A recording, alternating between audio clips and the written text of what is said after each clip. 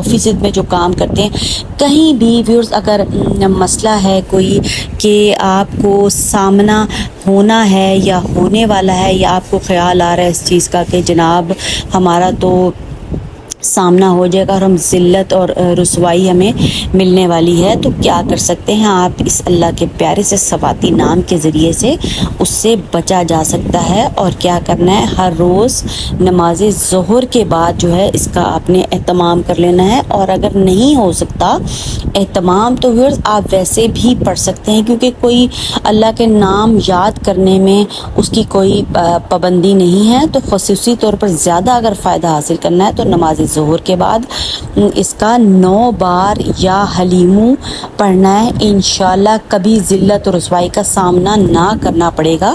तो करना क्या है कि जब भी आप लोग घर से निकलने लगें ऑफिस के लिए, कारोबार के लिए,